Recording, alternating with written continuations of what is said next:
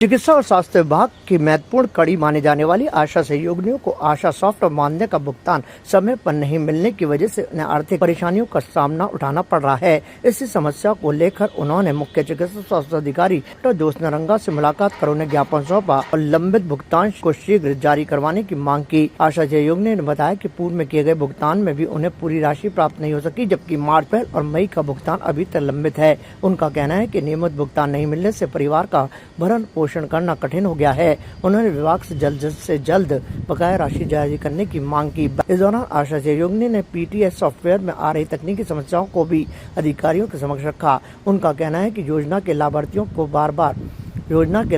से बार बार ओटीपी लेना पड़ता है, लेकिन अधिकांश लाभार्थी ओटीपी साझा नहीं करते, जिससे कार्य प्रभावित होता है और योजनाओं का लाभ समय पर नहीं मिल पाता। उन्होंने मांग करी कि व्यवस्था में सुधार किया जाए ताकि आशा सहयोगिनियां सुचारू रूप से कार्य कर सकें। जानकारी के अनुसार बजट के अभाव में आशा सहयोगिनी सहित विभाग के कई कार्मिकों का भुगतान प्रभावित हुआ है, जिससे कर्मचारियों में नाराजगी देखी जा रही है। इस संबंध में विभागीय स्तर पर आवश्यक कार्रवाई की प्रक्रिया जारी होने की बात सामने आई है। 4 महीने का जो पेमेंट आया था उसमें भी आधा पेमेंट आया है, बकाया अभी आया नहीं है। उसके लिए हमने सर को बोला भी था, तो सर ने कहा था कि जो बकाया पेमेंट है वो हम जल्दी दिलवाएंगे।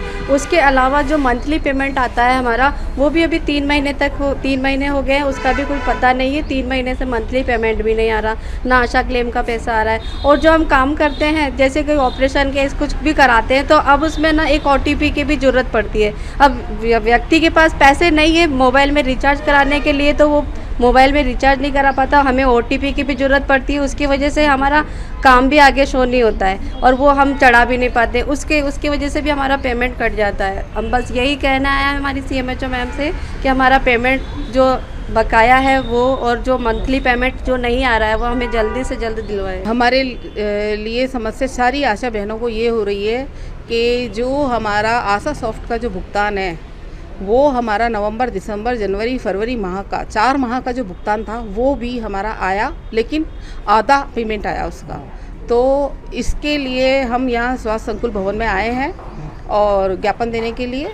और हमारा ना भरण पोषण करने में हमें बहुत दिक्कत आ रही है। घर चलाने के अंदर इतनी परेशानी आ रही है कि जिसका पूछो मत। ये देखो कि किसी के तो घर में कमाने वाला इंसान केवल आशा ही है, कईयों के तो हस्बैंड नहीं है, बच्चों की फ़ीस भरना है ना। महंगाई के ज़माने में हम अपना भरण पोषण कैसे कर पाएँ? आप खुद सोचो।